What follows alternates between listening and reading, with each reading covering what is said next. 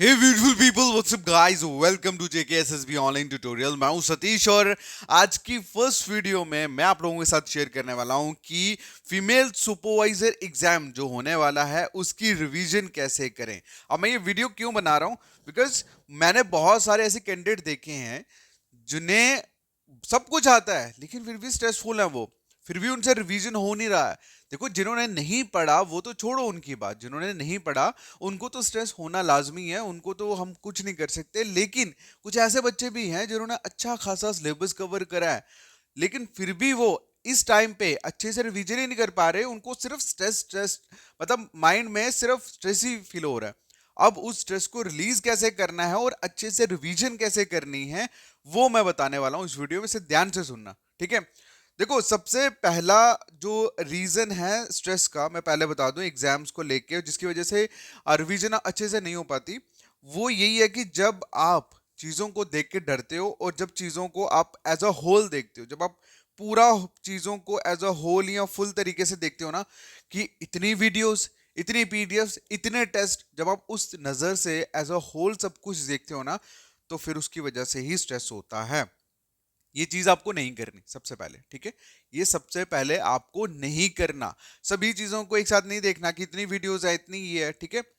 और दूसरी चीज, जिन बच्चों ने अपने हैंड रिटन नोट्स बनाए हैं, क्या बनाए हैं, हैंड रिटन नोट्स जिन बच्चों ने बनाया, मैं पहले बता दूं, स्टार्टिंग में जब हमने कोर्स स्टार्ट करा था तभी मैंने बोला था कि प्लीज हैंड रिटन नोट्स बनाना साथ साथ स्टार्ट कर देना, क्योंकि हैंड रिटन नोट जो है ना वो इस मोमेंट पे काम आते हैं। ये जो अभी मोमेंट है ना, जब बच्चे बोल रहे हैं कि सर बहुत स्ट्रेस हो रहा है, नहीं पढ़ने का दिल कर रहा है, इतना कुछ पढ़ा था फिर भी, भाई इसी मोमेंट के लिए बोला जाता है कि हैंड रिटन नोट्स बनाओ। क्यों? क्योंकि अब सुनो, होता क्या है, जिन बच्चों ने हैंड रिटन नोट्स बनाया है मैं बताता हूँ। हैंड रिटन नोट्स बनाने का सबसे बड़ा फायदा होता है कि जब लास्ट मोमेंट में आपको रिवाइज करना है तो आपको किसी वीडियो को देखने की जरूरत नहीं है, आपको किसी पीडीएफ को देखने की जरूरत नहीं है। आपने जहां पे भी नोट्स बनाया आपने बस उसको उठाना है, पहला टॉपिक उठाना है, एंड टॉपिक उठाने के बाद उसमें जो भी चीजें आपने लिखी है बस उसको पढ़ना है, ठीक है। आपने उसको रीड किया, रीड करने के बाद उसके एमसीक्यूज लगाए एंड कहानी खत्म, बस। सिर्फ इतना करना होता है।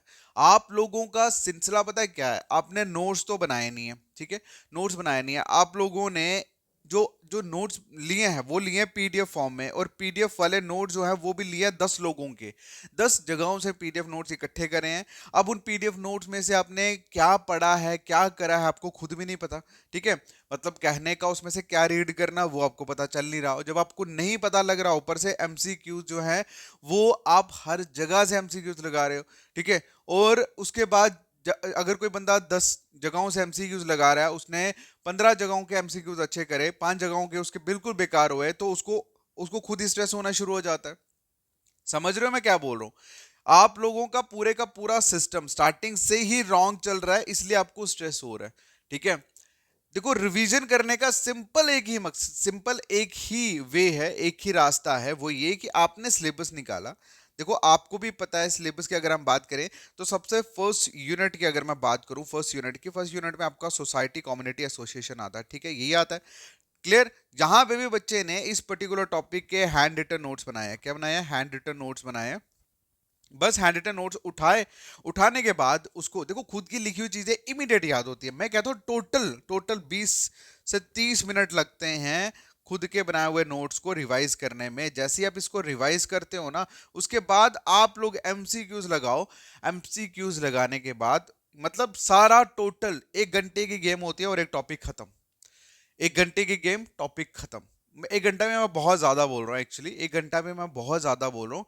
मतलब जिस बच्चे ने हैंड रिटन नोट्स बनाए हैं ना, टोटल 20-25 मिनट में उसका पूरा खत्म हो जाता है, मतलब पूरा टॉपिक खत्म हो जाता है। उसके बाद 10-15 मिनट में वो आराम से एमसीक्यूज लगा सकता है उसके, ठीक है। तो इस तरह से, इसी तरह से अगर आप इंग्लिश का कर रहे हो तो आपने टेंसेस उठाए, टेंसेस को आपने अगर हैंड रिटन लिखे हुए हैं तो उसको देखिए क्या क्या रूल्स हैं, उसके बाद उसके एमसीक्यूज लगाइए। हार्डली 30-40 मिनट में टॉपिक खत्म। तो इस तरह से मतलब कितने ही टॉपिक्स होंगे अगर आप खुद ही देख लो।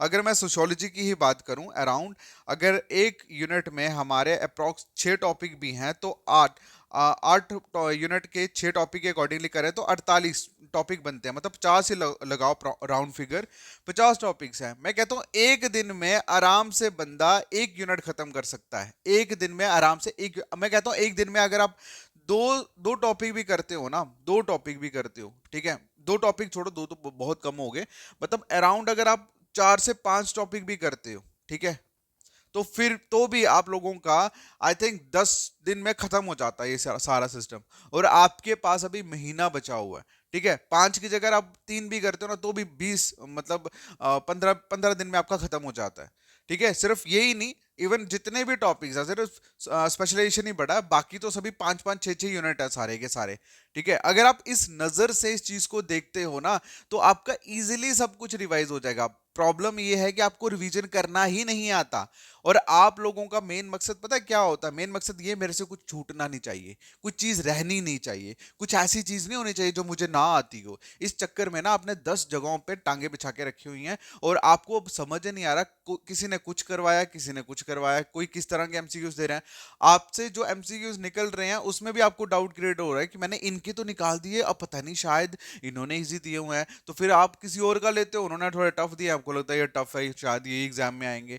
इस तरह की चीजें मत करो भाई, इस तरह की चीजें मत करो। और जिन बच्चों ने हैंड रिटन नोट्स नहीं बनाया ना भाई, मैं पहले बता रहा हूँ, जिन बच्चों ने हैंड रिटन नोट्स नहीं बनाया, जिनके पास सिर्फ पीडीएफ है और पीडीएफ से वो पढ़ रहे हैं, उनको स्ट्रेस होगा ही होगा, उनका स्ट्रेस का कोई इलाज नहीं है, मैं पहले बता दूं। क्यों?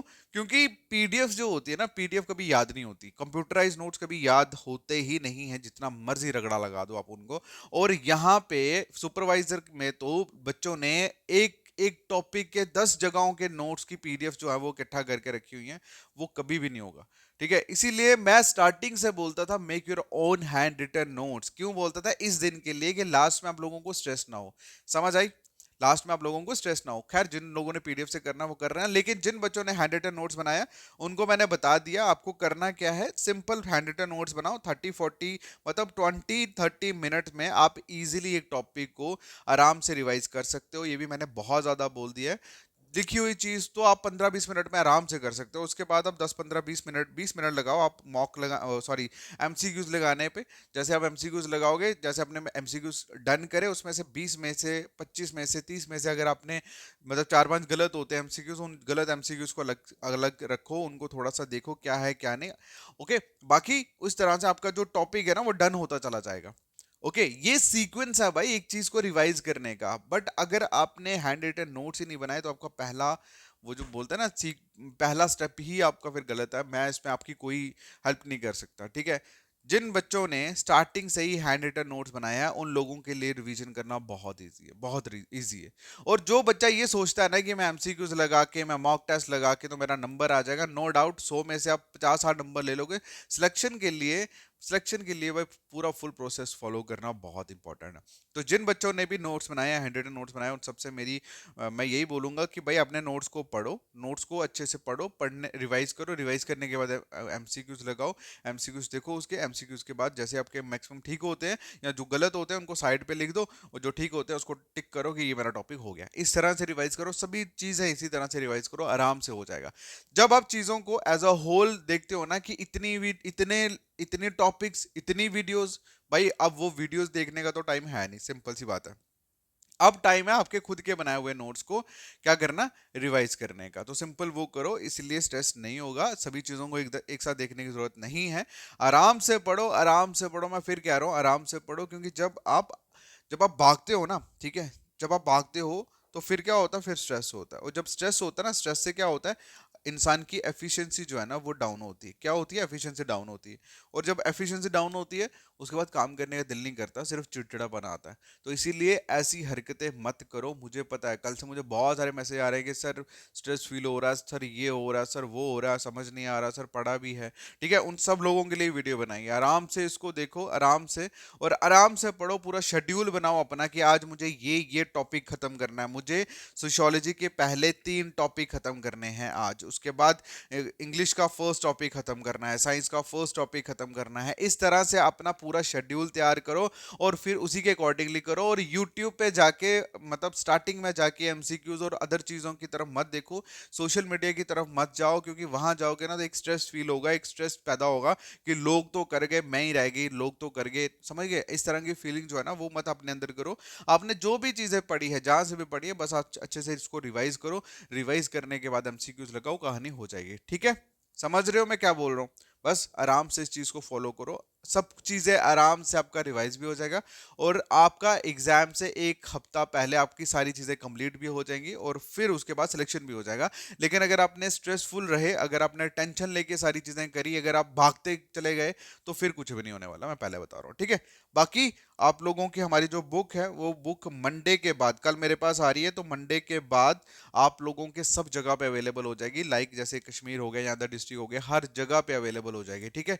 बाकी तब तक अपना जो भी आप लोगों ने हैंड रिटन नोट्स बनाए हैं बस उसको पढ़ो। ठीक है? जिन लोगों ने पीडीएफ से अच्छे नोट्स बनाए हैं, कुछ बच्चे ऐसे भी हैं जिन्होंने पीडीएफ से अच्छे नोट्स बनाए हैं, वहां से भी करो। थोड़ा सा टाइम ज्यादा लगेगा लेकिन हो जाएगा, डोंट वरी, आपका भी हो जाएगा, टेंशन मत लो। ठीक है? बस आराम से पढ़ो। Okay, all the best guys, thank you.